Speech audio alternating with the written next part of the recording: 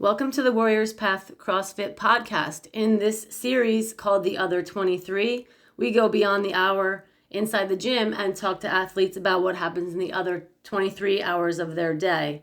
I'm sitting down with members from all walks of life, ages, backgrounds, life experiences, job descriptions, and more. Real stories, real people, proving that CrossFit is for everyone and everyone can make fitness fit into their life.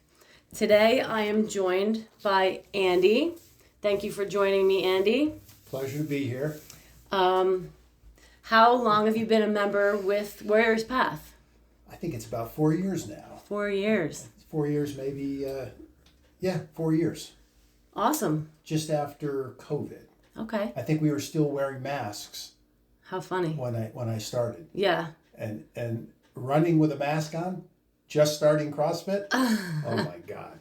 Right. I thought I was going to die. But I remember wearing the masks when we first were allowed to come back inside, and we all had to get the Under Armour brand because it was the only one that really kind of sort of worked for what we were doing.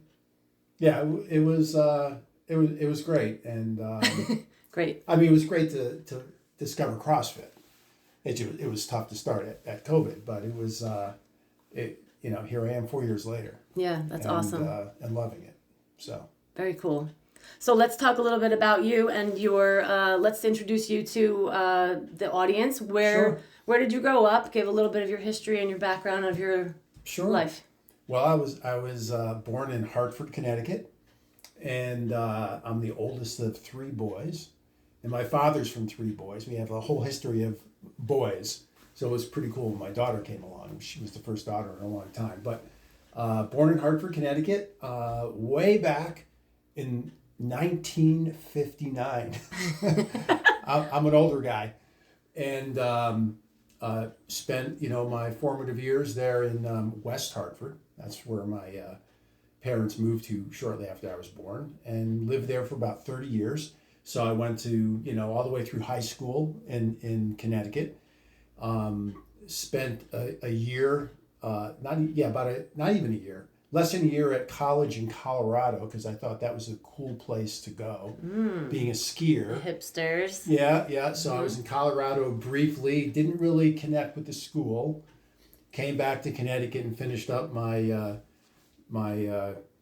college years at University of Hartford, and graduated there. With a degree in electronic engineering technology in 1982, early 82. And in terms of what I did with that, I ended up working for the local telephone company. And this was the time before cell telephones had really, I don't want to say invented, but before they were commercially available. And I helped that company build the first cell telephone system in Connecticut. Cool. It's now part of AT&T. At the time, it was called Southern New England Telephone Company. Okay. Wow. Started, in kind of the wireless world back in, that was 1984. Wow. So, and then... That's cool. Yeah, it was cool. Spent a few years there. And from there, I took a position out on the West Coast, lived in Seattle for a year. And then after that, came to New Jersey. So I went from Connecticut to Seattle to New Jersey in 1 year.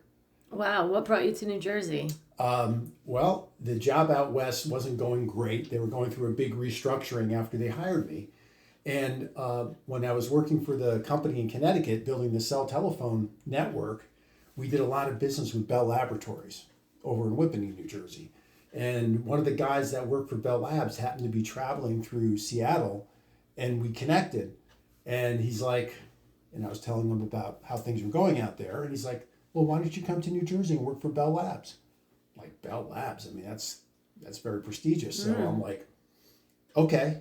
I mean, I didn't have to think that decision make that, think long for that decision. So they offered me a job to come to New Jersey, and that's how I got here. I had a guy that I worked for out on the West Coast, and he had come to New Jersey before me, also to work for Bell Labs. So there was a little bit of a connection there, and he had looked for homes and found the Lake Mohawk community and told me about it. Nice. And I went to see it. I was like, I'm living here. Awesome. And yeah, it's a nice place, a nice area. That's how I got to this area, and I've been here ever since. So when you went out to Washington, were you in any relationship at that point, or were you just out of college and on your own? So at that point, married, I was married? I was in a relationship with my now ex-wife. So we had met. I kind of left out a little part of my life. I also joined the military. So I was in the Air National Guard. Okay. And so I don't think I knew that. Oh, how about that? I don't think I knew Yeah, that. I spent over 10 years. Wow. You left out a big part of your life. yeah. I rose to the rank of captain and was deployed to Turkey a couple of times, and various exercises around the U.S. and I met my first wife in the military. We were in the same unit together, and got to know each other through our military work, and so we weren't married at the time, but we were living together. She came out to the West Coast with me, and in fact, she wanted to stay there when I came back to New Jersey, but she came back, and we ended up moving to Lake Mohawk, getting married in '92.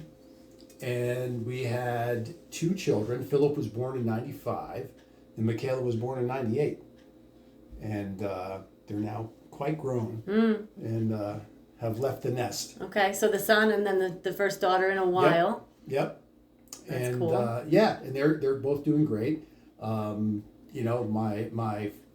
ex and I, the relationship, we just kind of grew apart, different places in our path through life, and we went our separate ways.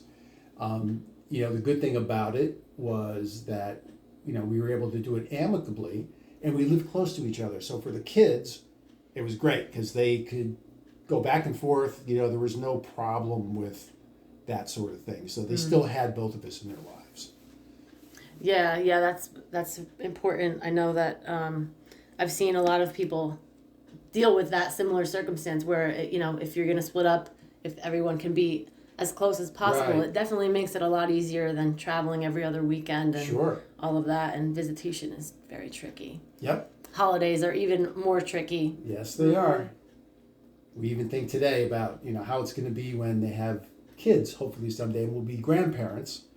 And, who's going to get to see the grandparents, or the grandkids more often. Mm-hmm. I know you're a recent grandmother. Well, not that recent, but yeah. Yeah, and it is a little tinge of jealousy sometimes when I'm not the one that gets to spend the time, but I also understand it. So, yeah, I guess when it's not my turn, I just remind myself I have to be very grateful that the other side also wants to be that involved, because it could be the other way where I'm the only grandparent or we are the only side, and then it would be like, well, that's kind of a bummer for the kids. So I try to just reel it in and remind myself I should be grateful. The other side is totally part of the life. Yeah. Okay, so let's see. Let's fast forward.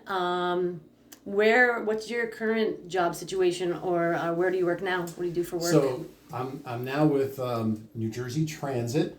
So people in the area have probably heard of New Jersey Transit. It's the state's public transportation provider. People probably don't know it's a corporation, but it's wholly owned by the state.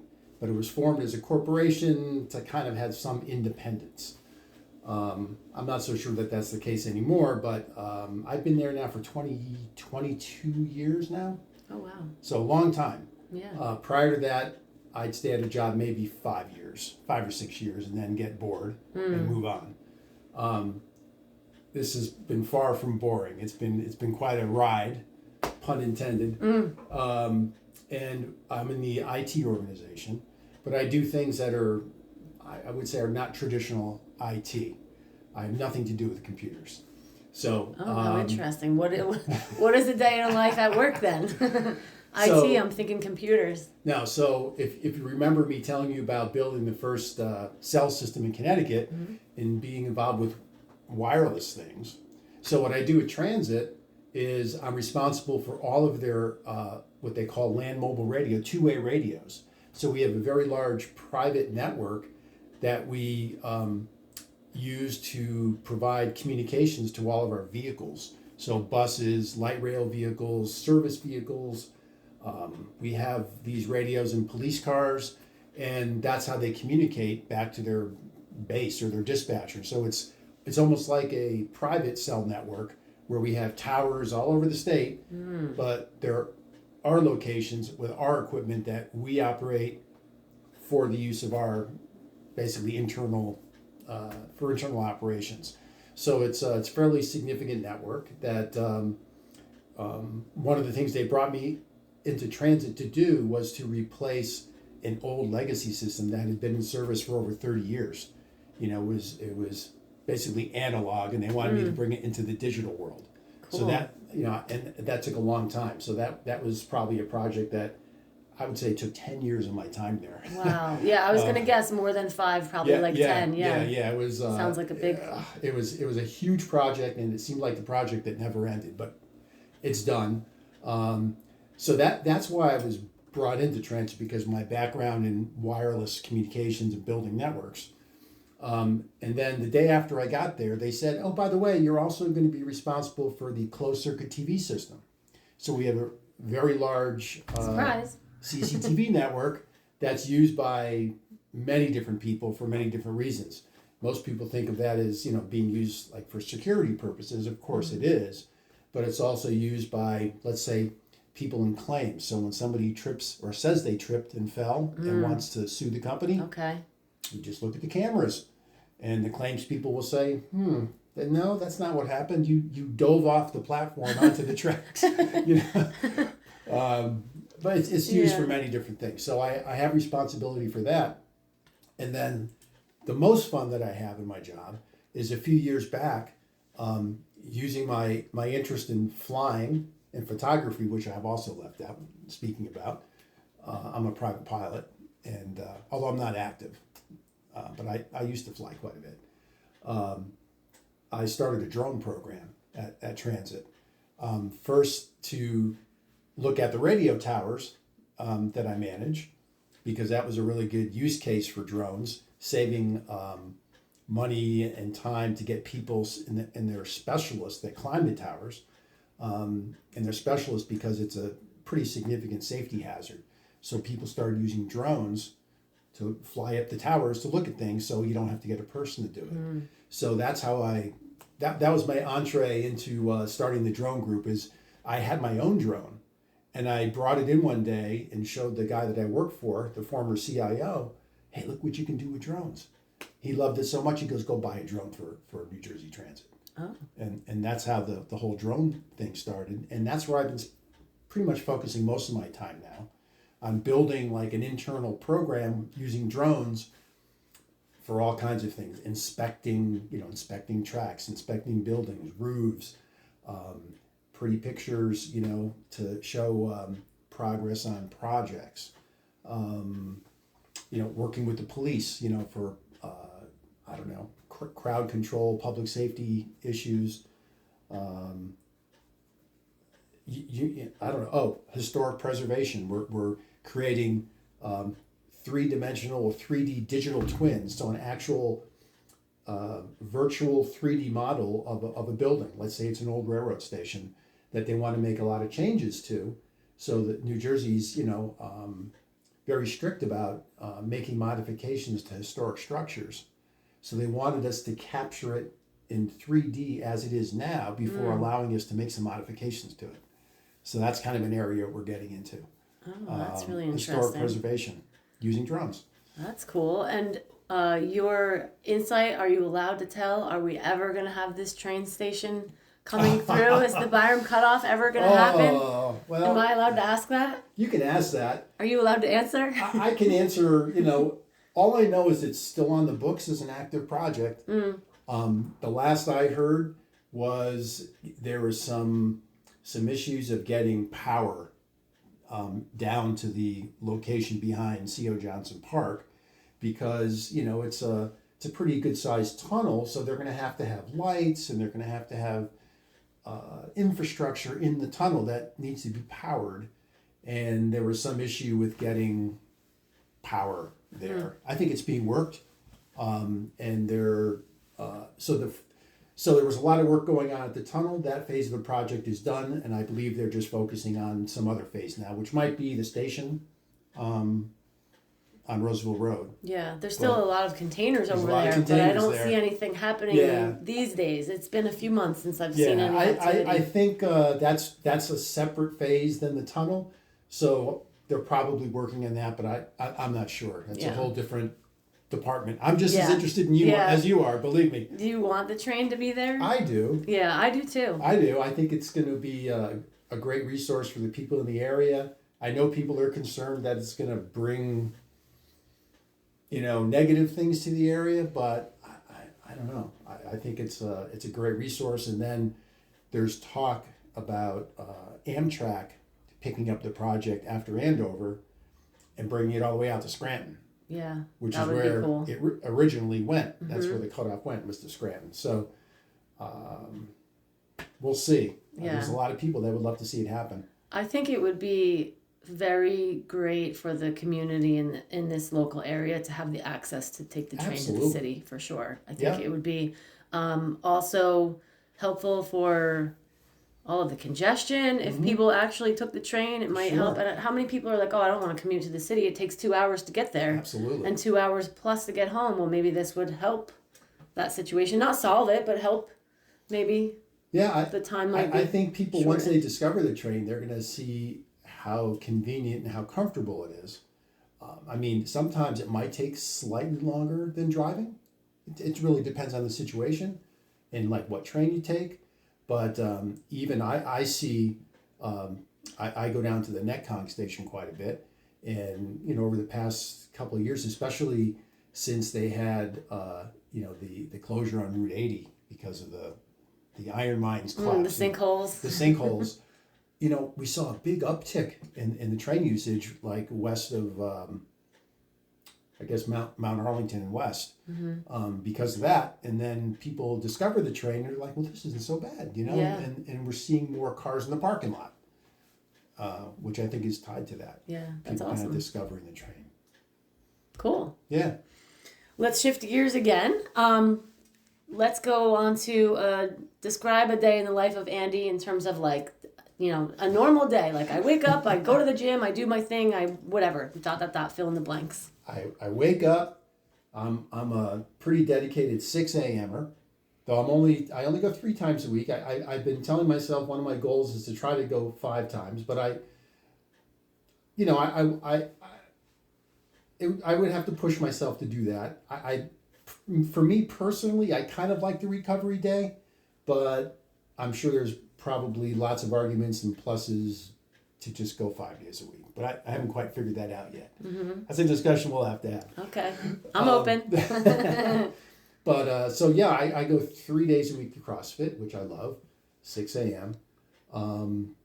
We have a little 10-pounder Morkie, which is a Maltese Yorkie mixed dog. So after CrossFit, he's waiting for me.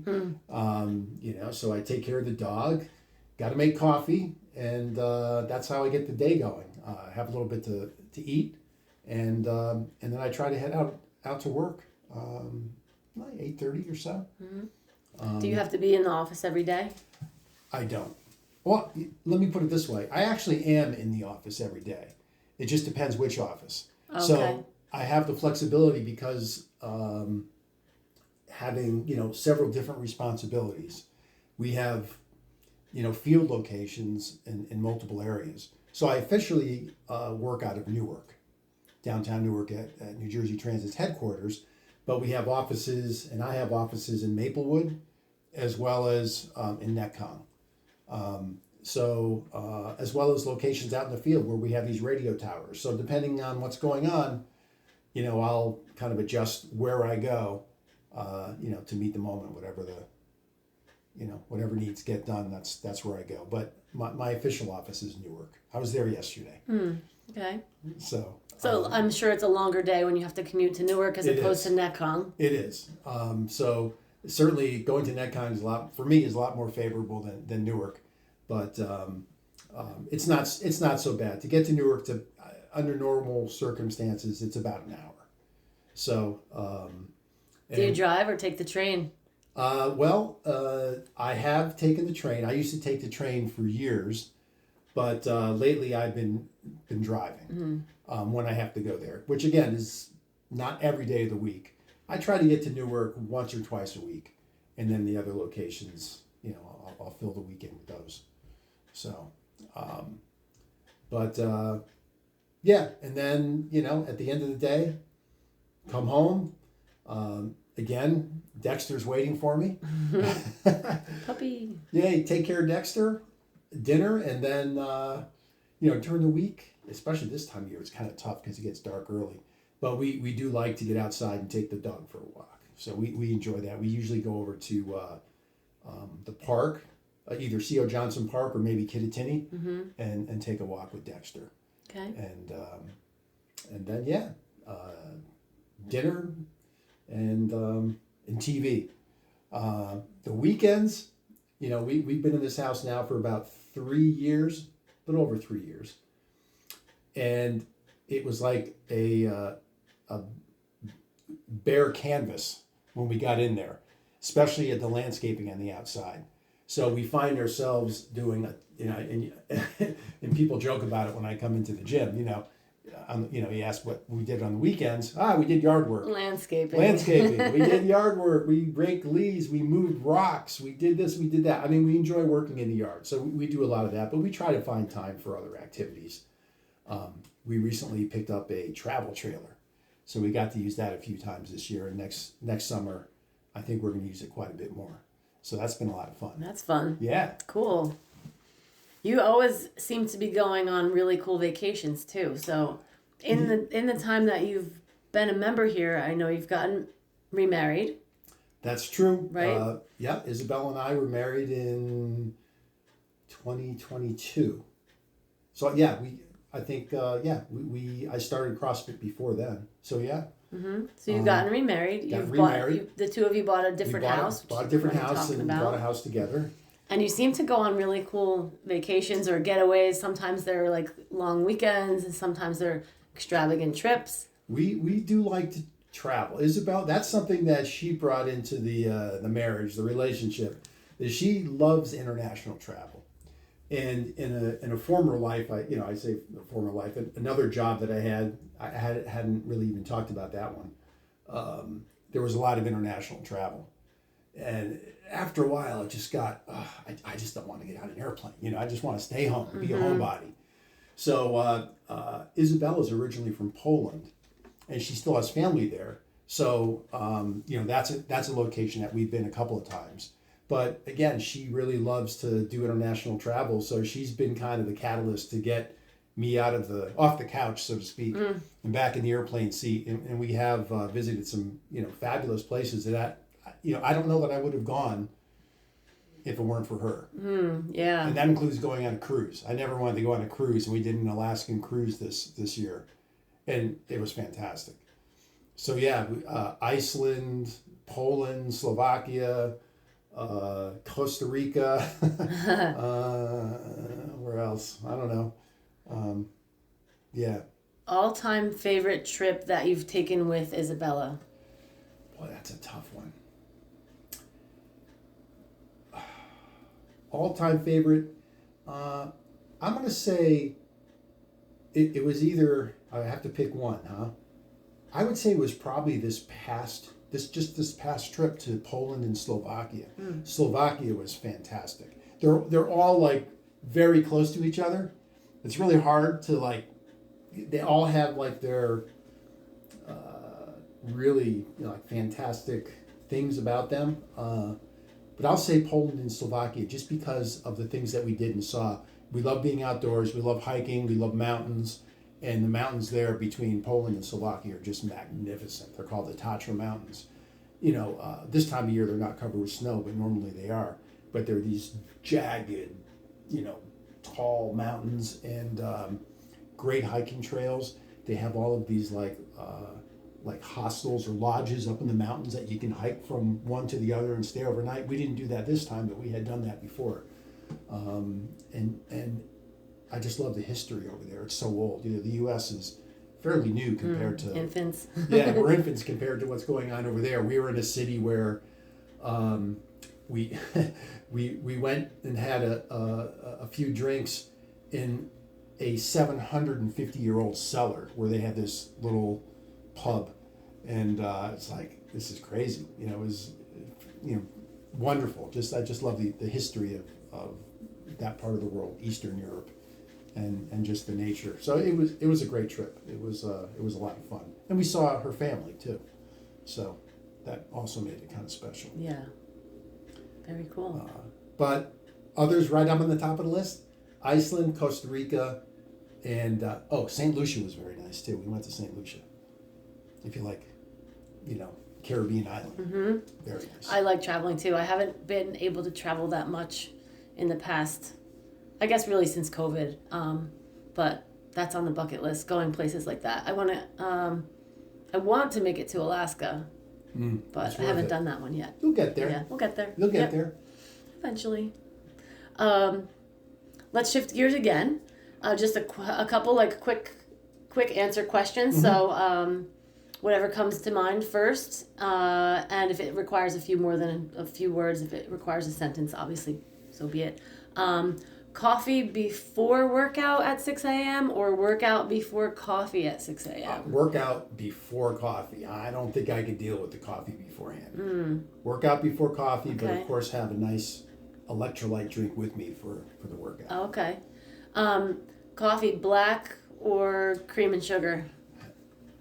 So I make myself feel good by having soy creamer, but it's vanilla flavored, so it has a little sweetness to it. Okay. So, Coach Rob would always come in with this coffee that had the most beautiful aromatic odor, and I would be like, is that a chemical shitstorm, Rob?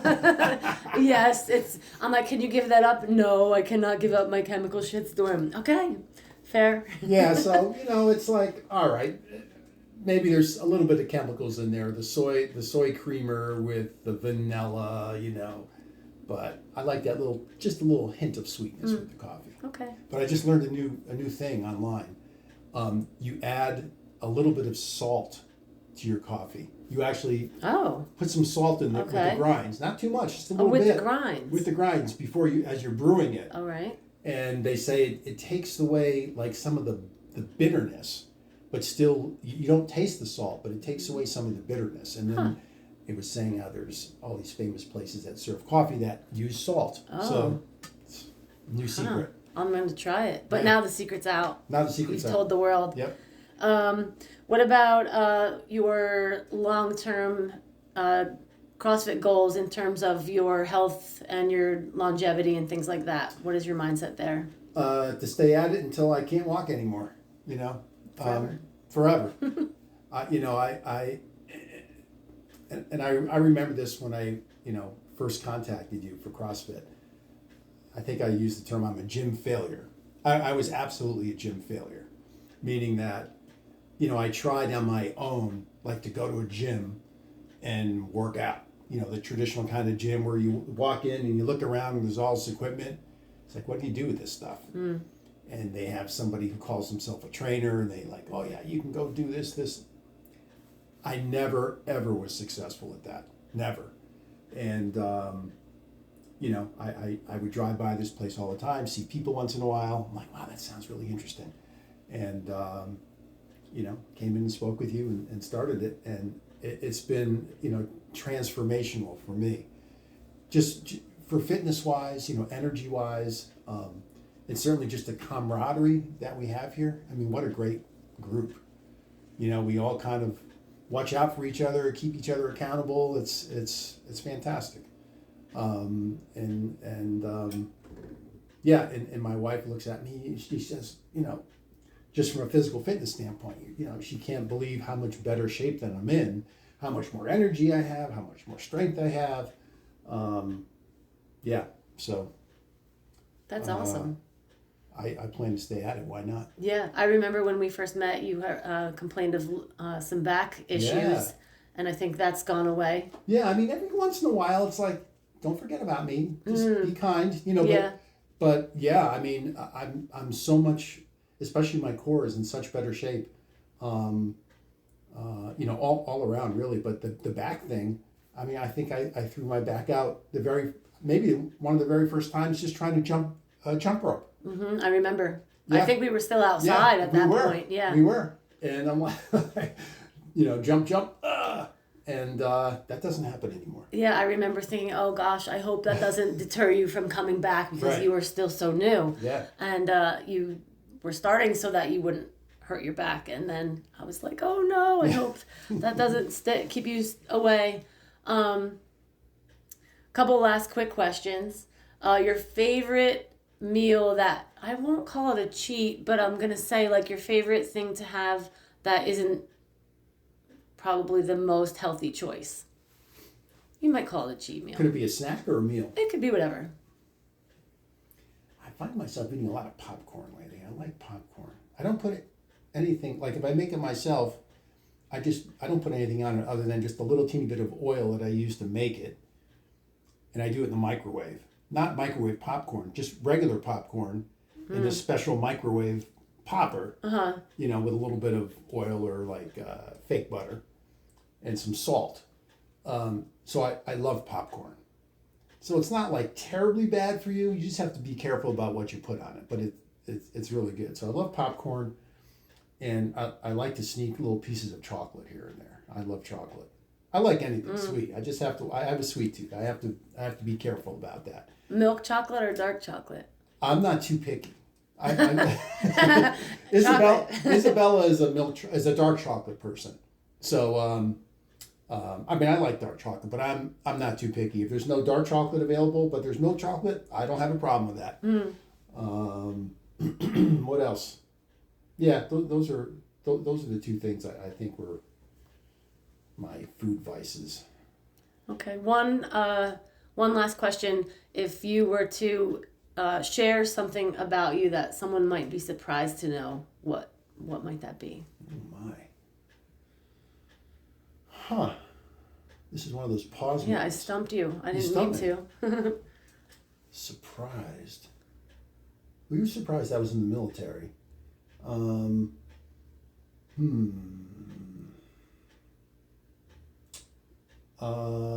I guess I didn't realize it was such a long period of your life. I think I knew that you were in the military, but I didn't realize it was for that length of time. Yeah. Yeah. Yeah, it was like 10 years like really active at it, and then 5 years sort of like inactive as like a reservist.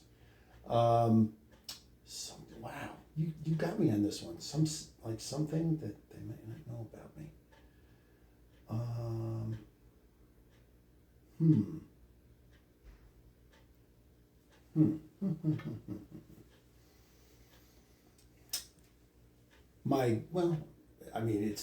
I'm kind of proud of it. My grandfather was the second or third highest ranking person in the Connecticut State Police when he was around. And he got me into skeet and trap shooting when I was a little kid. And at age 12, I won the Hartford Gun Club Sub-Junior Championship in skeet shooting. Cool. Shooting a shotgun at clay pigeons at age 12. Wow. How long did it take to learn that? Like, to be accurate, to be the winner? I actually was having like lessons because it's pretty tricky. So I started shooting the shotgun when I was around 11. He got me going on it. And so I was at age 12. So it was about I would say probably 6 to 9 months of, actively shooting. Like, we'd go together. That was the thing that we had together. So on the weekends, we'd get together and go to the Hartford Gun Club.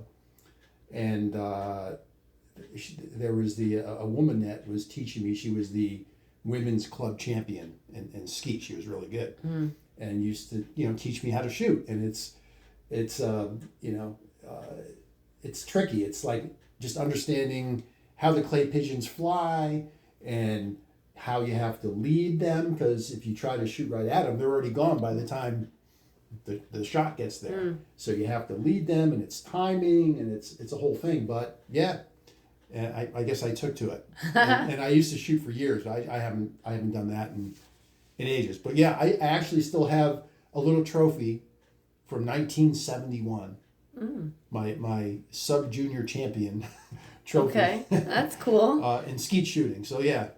Do you still have any guns? I do. Just like every good Sussex County resident. I hear that. I shoot once in a rare while. Isabella shoots once in a rare while. We like to go to the range. I really do enjoy the skeet and trap shooting. And maybe it's something I'll do in retirement or something like that. Yeah. But that's a lot of fun going with the clay pigeons. So, awesome. Yeah. Well, thanks for sharing that. Yeah.